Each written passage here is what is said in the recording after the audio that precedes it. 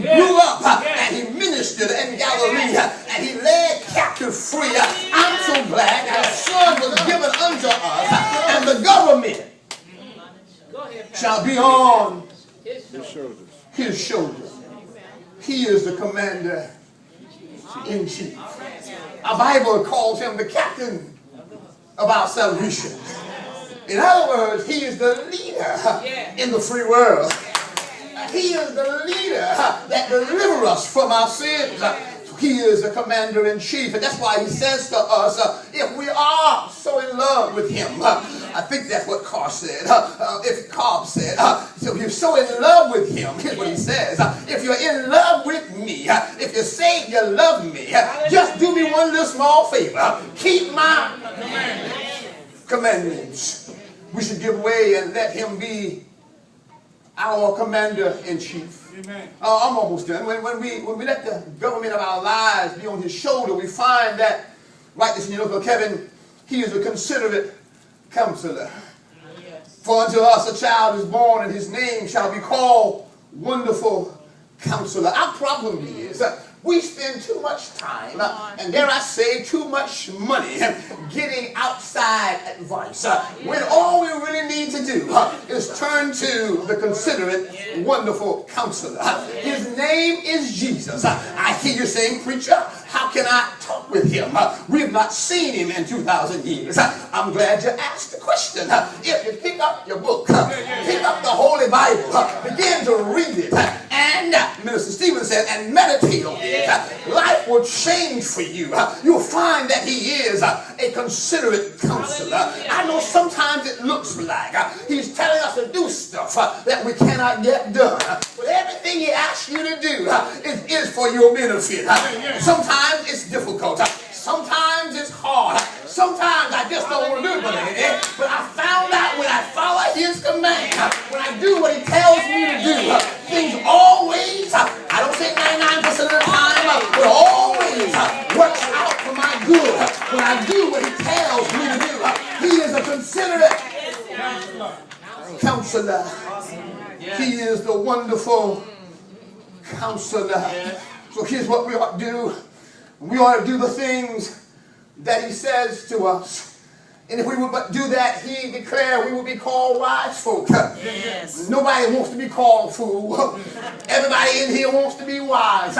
Well, Jesus says, if you hear these sayings of mine and do them, I'll liken you unto a wise man. Now, you can't do what he says do if you're not taking time, well, let me put in this little cheap plug, to make your way out to the midweek Bible study. You ought to be studying the book while you're at home, and then we come together to study corporately. When I come corporately on Wednesday evening, I get something from folk who testify, telling me about what God is doing in their lives. May I ask the question, why are you staying home? Come on. He had to go to work on Thursday because the government's closed. Go ahead, Pastor. You're wrong for that.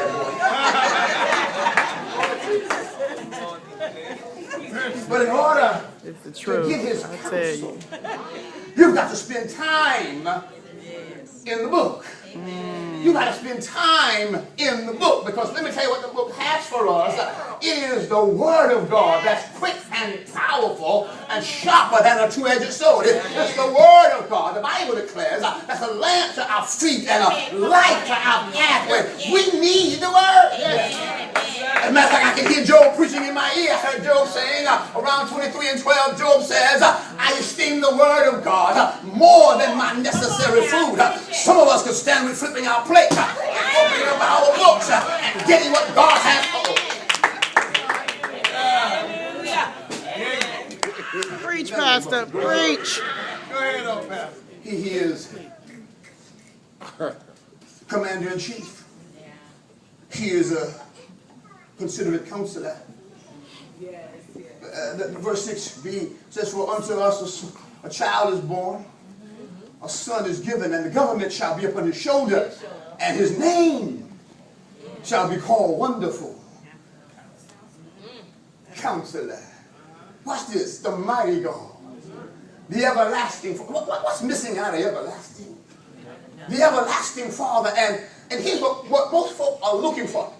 People I sit in counsel with, most folk are looking for peace. Yep. They tell me that this boy that was given, this son that was given, and the government was on his shoulder, they tell me, and I believe what I read in the book, that he is, Minister Burr, the Prince of Peace.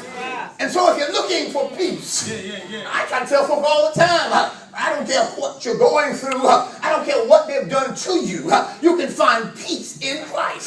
Don't worry about it. Our problem is we're too busy trying to defend ourselves. I heard him when he said to Moses, stand still. You have to understand that the battle is not yours. He said to Jehoshaphat, stand still, and the Lord will fight your battles. Tell your neighbor, stand still. Let the Lord fight your battle. See, our problem is too many of us are trying to fight back. Well, you have the Prince of Peace. Give it to him. Cast your care over on him. The Bible declares that he cares for us.